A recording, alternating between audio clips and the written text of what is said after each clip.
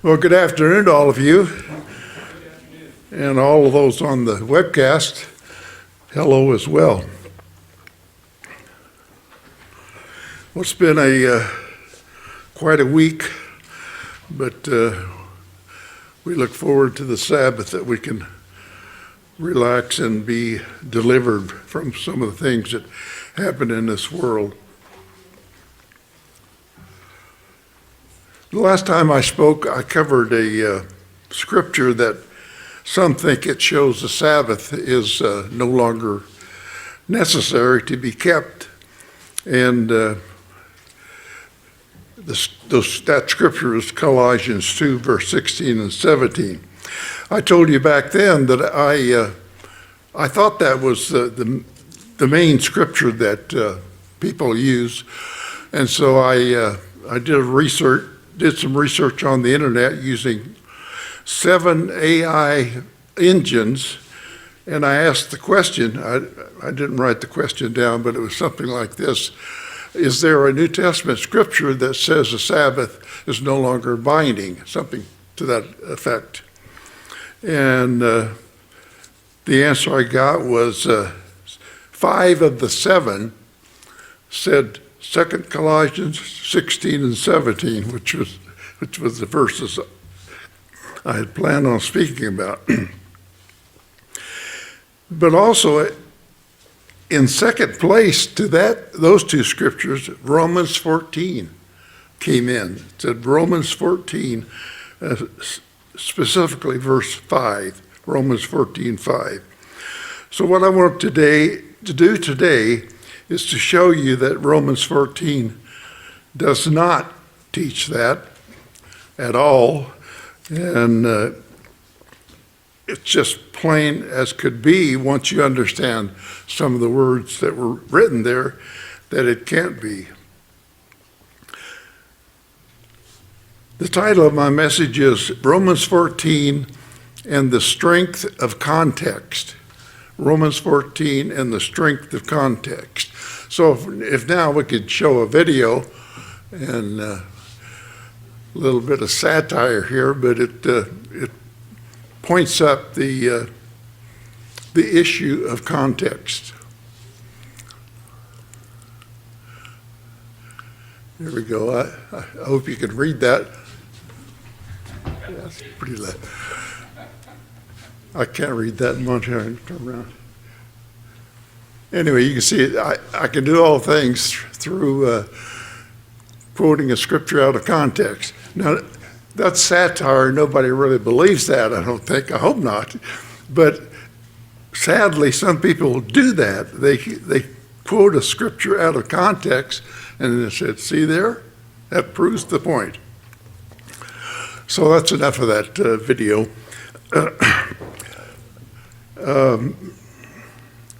So we're going to begin at Romans 14, verse 1. And in one of my study Bibles, it has a heading, and it says, not to pass judgment on one another. So those headings are not inspired, but in this case, it's a pretty good heading, I think. We are not to pass judgment on one another. And that's basically what is being covered here. But Paul does it in kind of a strange way, in a way that makes people think he's saying something that he is not. So let's read Romans 14, verse 1. It says, receive one who is weak in the flesh, or in the faith, but not to disputes over doubtful things. And so that's what this Romans 14 is about. And I want to read the NET translation of that. Now, the reason why I like the NET is because I know the fellow that was the main Greek authority in well, he actually was the main Greek authority on the New King James as well. But I know he knows Greek because he teaches Greek at the college level. His name is Professor Daniel Wallace, and he was my professor in an online class that I took years ago. And so here's the way he desired this to be translated. Now receive one who is weak in the faith, and do not have disputes about differing opinions. And I wanted to bring this out because he used the word opinions. And that makes it clear what is being talked about here. We're talking about opinions. Now, the opinions of whom? People who are weak in the flesh. So if we're talking about opinions of those that are weak in the flesh, do you suppose we can find some doctrinal gems in here? Likely not. So there's two things we need to keep in mind. We're discussing those who are weak in the faith and the opinions of those who are weak in the faith. And of course also that later on we'll find that we're not to pass judgment on some things. Verse 2 says, for one believes he may eat all things, but he who is weak eats only vegetables. That's pretty plain. That's vegetarianism, isn't it? I mean, that's the definition.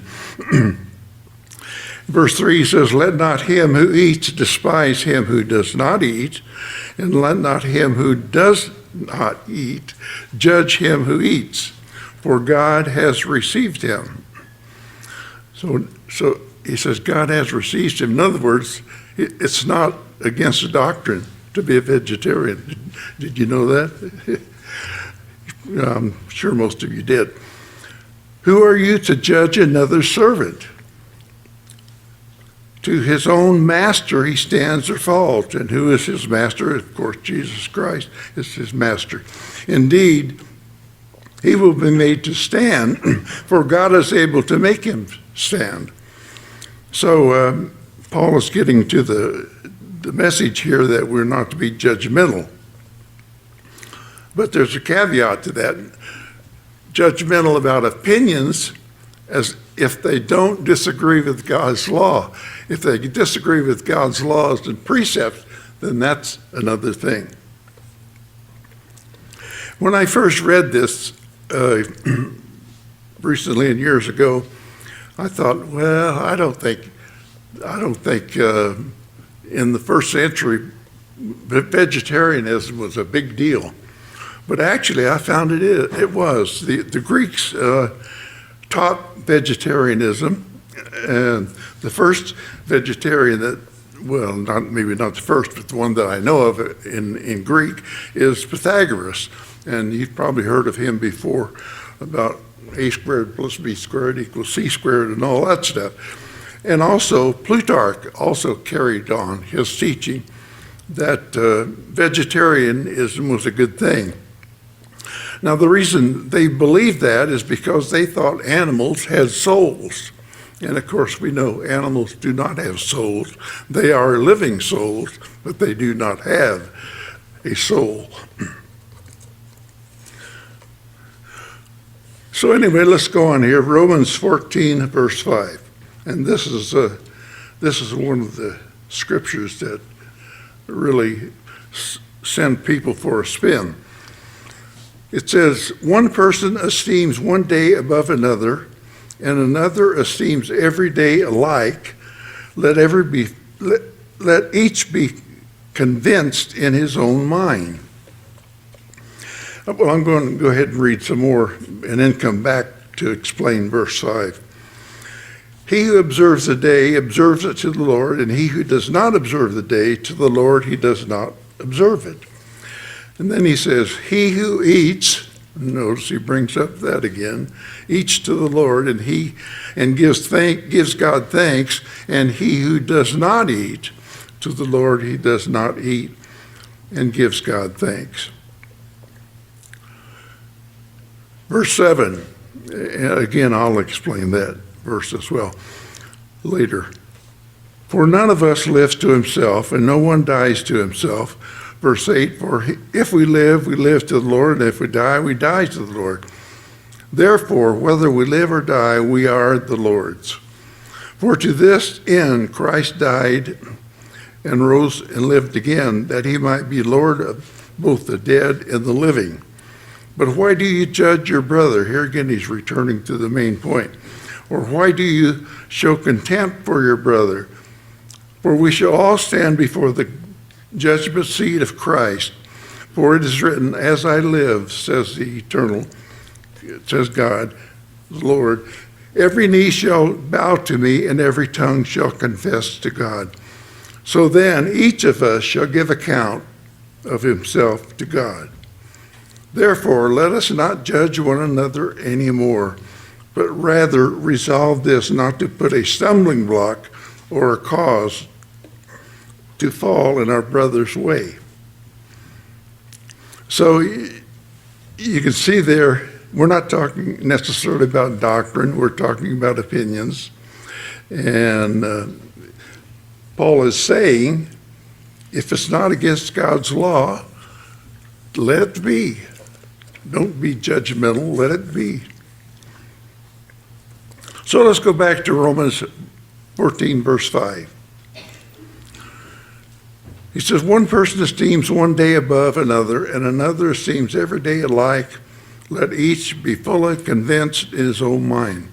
Now, I've heard multiple people in the regular churches of the world say, that shows you that the Sabbath is not binding today. And they insist that's what it means. But does it really? The Greek word for esteems is krino or krino, and Thayer says it means to deem, to think, to be of the opinion.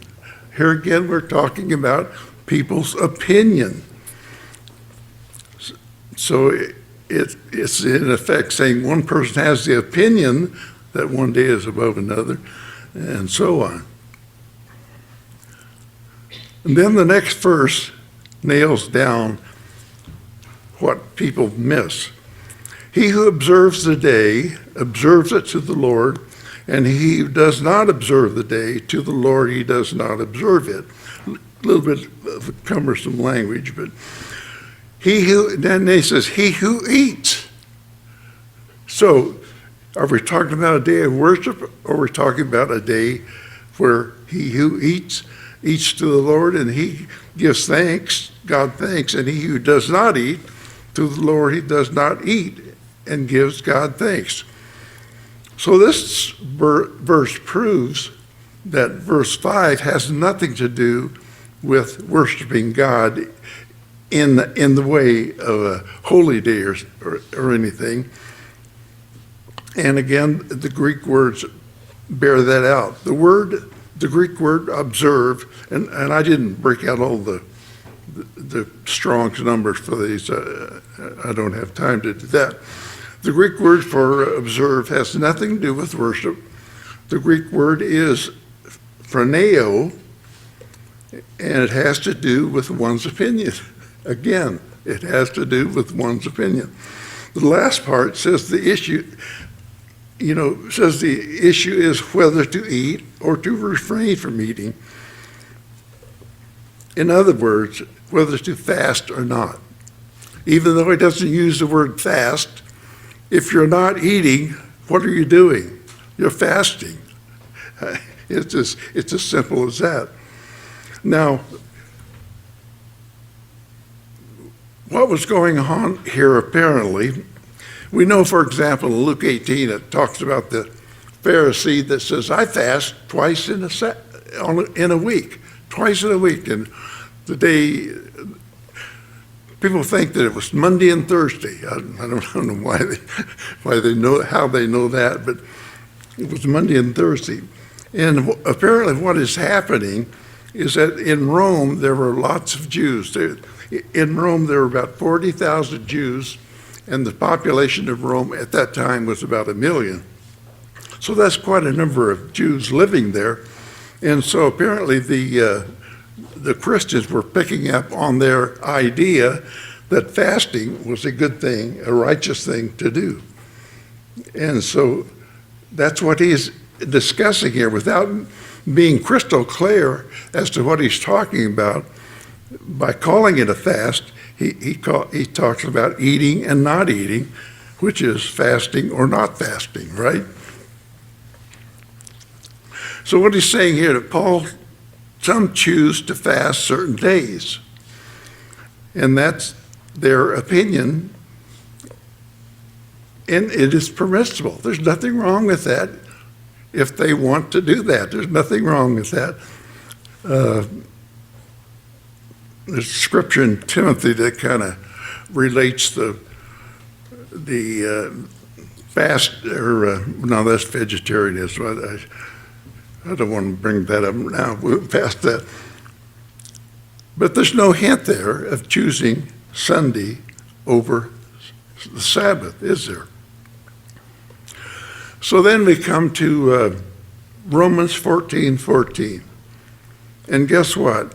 I would like to explain that today, but I really don't have time.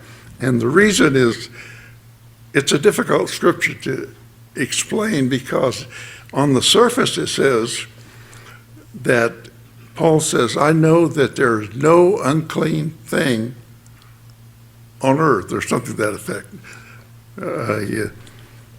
Of itself, he says, I know there's nothing unclean of itself. And to explain that, I would have to go into the Greek, and then I'd have to pull in some of the Old Testament scriptures and so on, and it just takes way too much time. So the next time I have a sermonette, I'll cover that.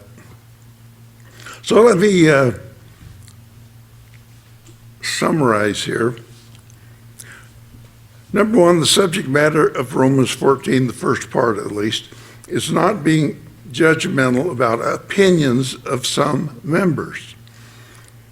And again, I've said this several times, if their opinion does not violate God's law, don't dispute about it.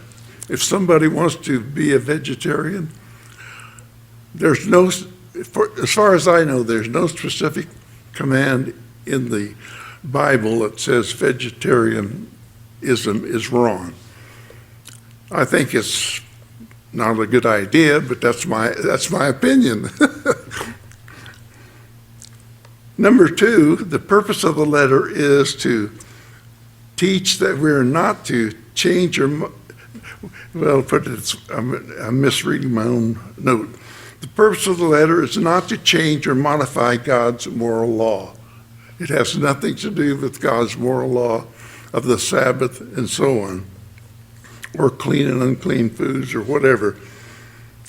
And it's not about the day of worship, because he brings out that people have chosen to eat a certain day and not eat a certain day because they have apparently picked it up from the Jews that's a good thing to do. And number three, Romans 14 is not the forum to address the Sabbath or other commands of God.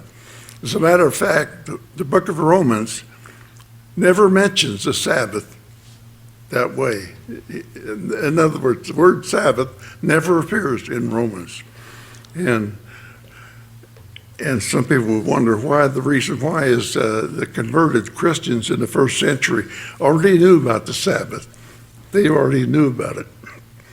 So it wasn't necessary. So the main lesson is that we're not to judge God's servants if their opinions don't violate God's precepts and God's law.